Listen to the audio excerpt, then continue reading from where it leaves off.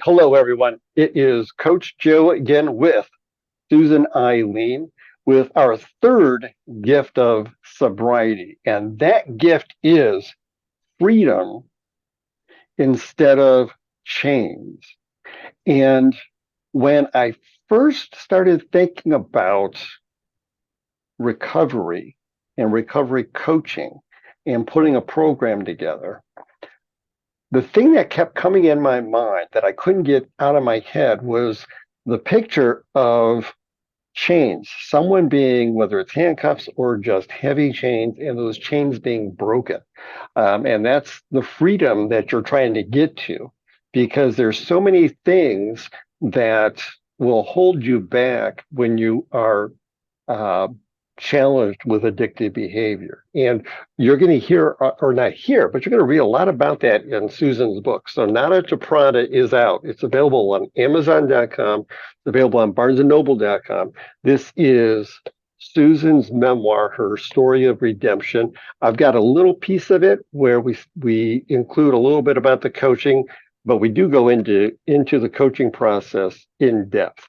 And with that, I want to toss this over to Susan because I think that all the conversations we've had, you can really elaborate on how it feels to really, Yes. break free Yeah. and Yeah. actually I get that can, right. freedom. I can give real world examples Hmm. because I have felt the internal change. The way Hmm. I feel internally Hmm. is completely different.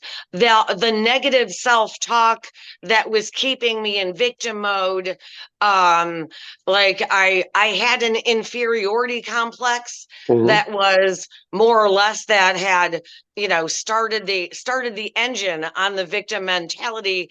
And as I was explaining, or we were explaining last time, once you're in victim mode, you're attracting all the wrong things.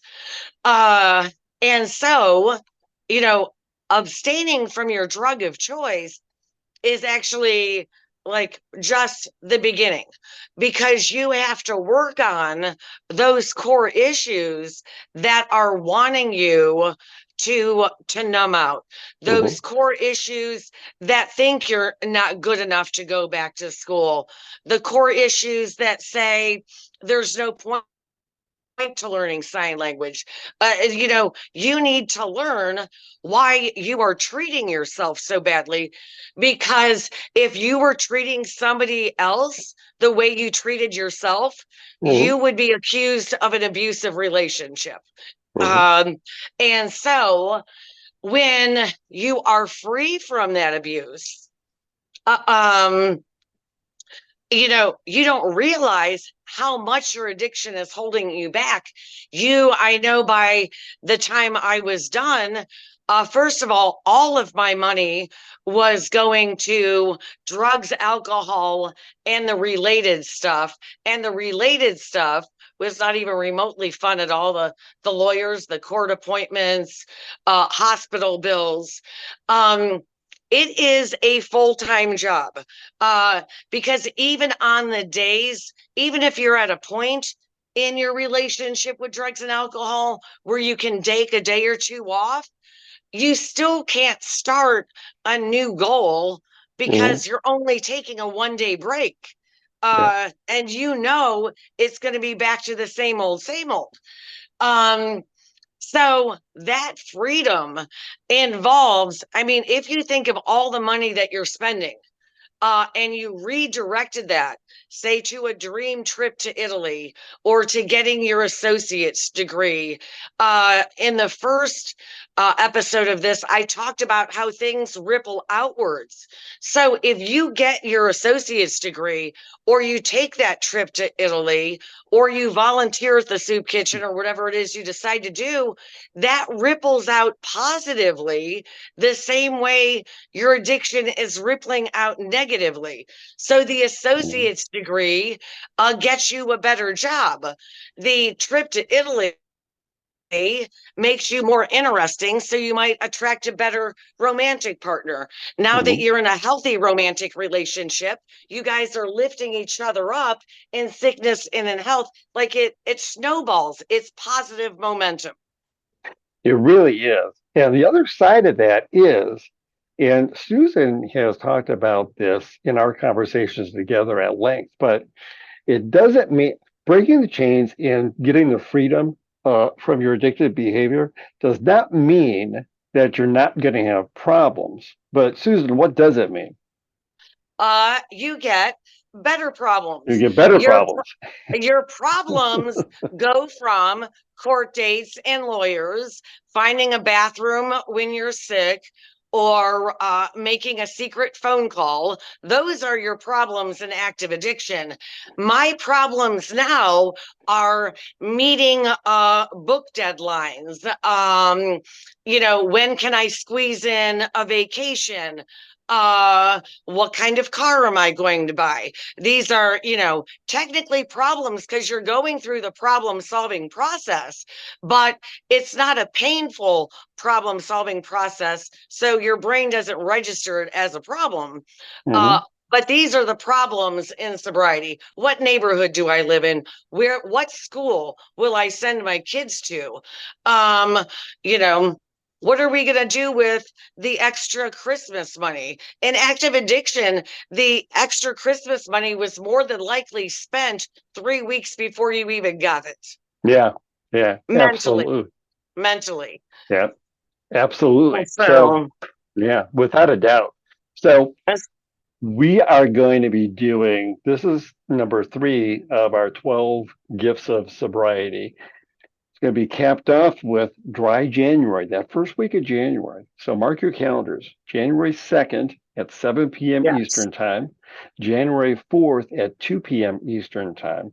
Susan and I are going to be presenting a workshop both of those days. You don't only have to attend one, you don't have to attend both. But if you want to attend both, that's great. Would love to have you.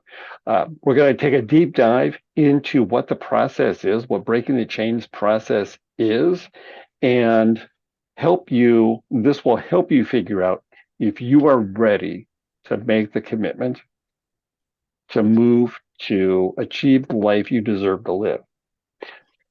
And oh, I was just going to say in Yeah. closing Mhm. that you won't believe it until you live it, but Mhm. sobriety is actually the magic elixir that you're looking for.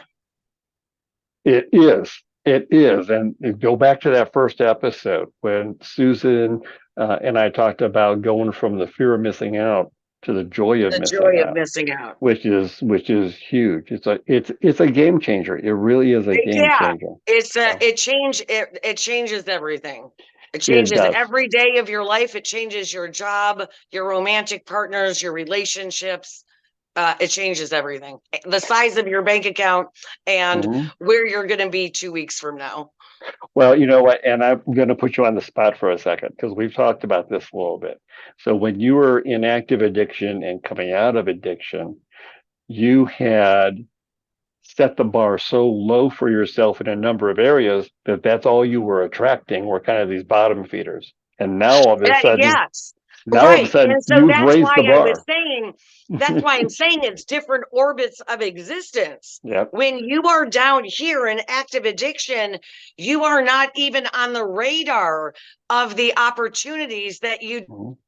desire. And Mhm. if you came close to them, you would repel them away like a north and south magnet, or, the two Yeah. poles of a magnet. Yeah. So you in sobriety, you just go to a whole different level of existence. Yep. And so, Without a doubt. Without a doubt. We are having a blast doing these. We're having a blast seeing the book finally come to fruition. It's been a 2.5 year journey to get this out, and it is available on Amazon.com and BarnesandNoble.com. The workshops, we are so excited to help other people make the change in their lives or help facilitate and support the change in their lives that they want to make. So yes. the thing is, you have to do the heavy lifting. Susan and I can support you. We can equip you. We can go through the breaking the chains process. We can help you um, get started. You've got to do the heavy lifting. That's where the commitment comes in. Yes, So right. that's yeah.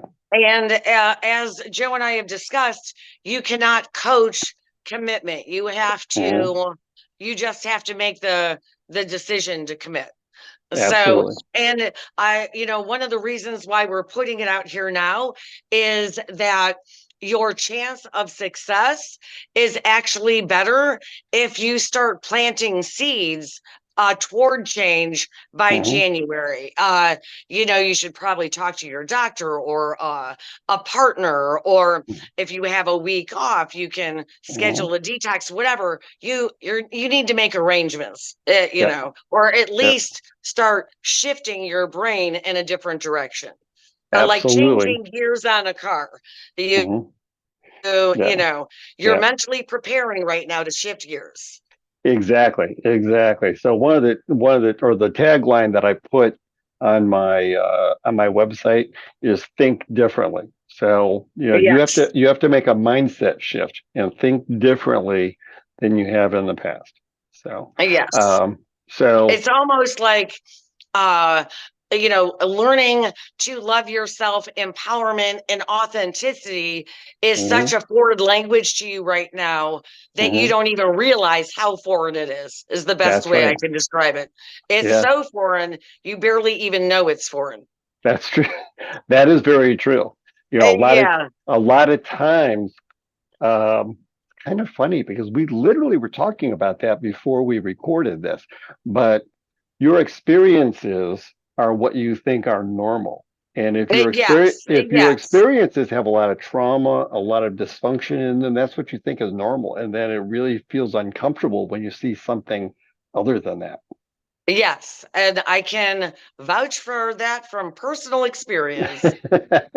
So, with that, we are going to leave you for this episode. The next episode is all about relationship instead of loneliness. So, that's another important episode on the gifts of sobriety. That'll be gift number 4, relationship instead of loneliness. And we will talk to you soon. Take care. All right.